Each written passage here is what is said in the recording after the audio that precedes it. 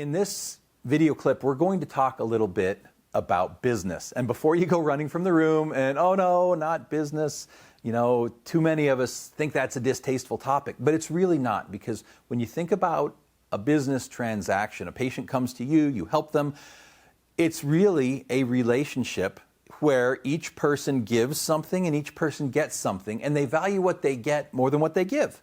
And that's, therefore, everybody benefits. You see my point?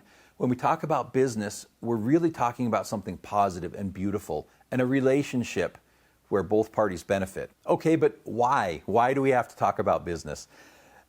You know, this is one, it's uncomfortable, it's a pain point, I get that. And it's uncomfortable because business is a struggle for so many acupuncturists. Okay, I talk with thousands of acupuncturists all over the world, and one thing that I routinely hear for almost everybody is that this is hard, that the practice isn't seeing the success they want. My first training, my first bachelor's degree is in business management with an emphasis in entrepreneurship. This is where I started before I ever got into acupuncture. And so I look at this perhaps through different lenses than a typical acupuncturist, and maybe that gives me some insight that I can share with you about how we can mitigate this problem. Because if we don't do something about it, unfortunately, the profession continues to struggle, and that's a tragedy. And so with that in mind, with the idea that we have a relationship with our patients, let me ask you this. What is it that your patient is hoping to get out of that relationship?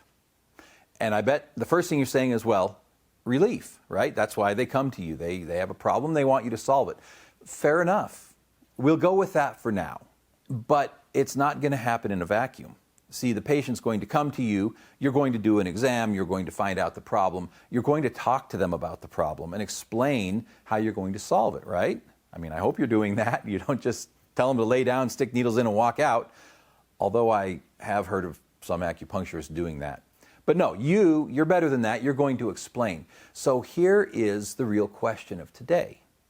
What are you explaining and how do you explain it? Because the basis of every relationship is communication, isn't it? Some people are very gifted at this and they're very successful because they naturally are just good communicators and therefore they're good at relationships. Other people struggle and they have to learn the skills. That's okay. You can learn the skills. You can learn relationship skills, communication skills. Either way, none of it happens automatically, and you have to actually think through this. Okay, so we're going to do a little exercise together, you and I, and we're going to think through communication as the foundation of relationships in our practice. This is really important because you go to school to learn the medicine to get a license. You don't learn a lot about communication, or if you do, I hate to say it, but what we get taught is really the wrong kind of communication. Believe it or not, patients don't want to talk about Chinese medicine. They really don't. They're not interested. It's confusing, it's foreign, it's bizarre. What they are far more interested in is really two things. Do you know what's wrong, and can you fix it? That's it. They want to understand that you understand. And that needs to happen on a different level than using TCM terminology. So, how do you communicate? How do you tell your patient what's wrong and what you're going to do? And I want to give you a little hint. You have to stay completely out of school and out of your head and out of all of the things you've devoted your life and 6 figures of dollars to learning. Because that stuff is to help you treat them. It's not to communicate with them. Here's one that I like to use, and there's a lot of approaches. You got to use the one that works for you, but here's one I like. I tell the patient, your body is a fabulous computer. It's the most amazing computer in the world, and computers have circuits where information flows, energy flows in the circuitry of the computer. And if a circuit is broken or blocked and information can't flow, then something is going to glitch out. Okay, maybe you can, work around it, maybe you can route around it, maybe you can still function, but you start noticing glitches, or your computer slows down, or things don't work, or programs crash. And ultimately you end up rebooting the computer in hopes that by shutting everything down and clearing it out, then it'll all flow the right way when you turn it back on. Acupuncture is kind of like that. There are circuits, stuff happens to us, circuits get blocked or damaged. We locate those circuits and we fix them. We help the energy or the information flow again the way it needs to, so that everything can function the way it needs to function. And those glitches you were experiencing, that are manifest in the form of your symptoms will go away because now everything's functioning the way it should. That's it. I said the word acupuncture once in that entire explanation, and I didn't use any TCM terminology. I used terminology that people are used to and they can understand. Now, I used computers. You use what you will, and that's your assignment. That's your tip for today.